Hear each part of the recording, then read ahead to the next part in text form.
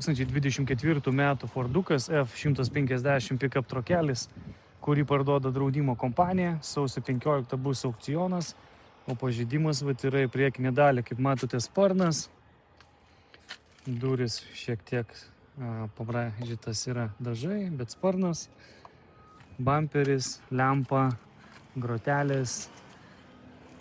Čia priekis irgi kliudytas, bet labai daug aš jums neparodysiu, kadangi čia nelabai kažkas matosi, žinokit.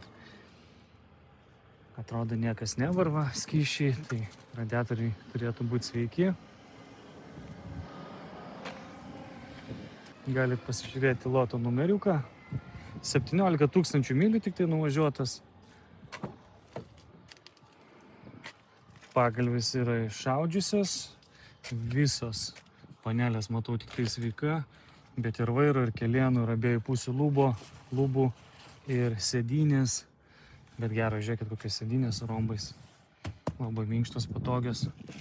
Jisai rašo, kad nesikuria. Ne tai, kad nesikuria, bet stationary, kad nesiveda jo.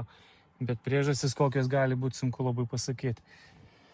Bet labai fainas aparatas. Iš tikrųjų, tie naujieji F150 tai labai superiniai važiuoja kaip jau lengvusios mašinos. Patogiai, tyliai. Sėdynės labai patogios. Turi slenksčius, mat. Einame galą pasižiūrėti. Pažiūrėkit, kokios geros sėdynės. Vietos, aišku, tai nežinau, čia kaip laivė.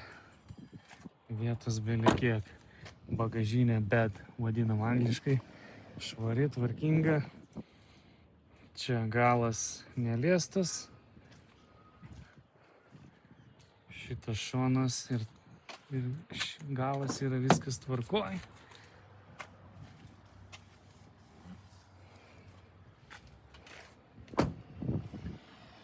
Trys su pusė varikliukas, 360 kameras ir taip toliau. Visi pagalbininkai kelyje.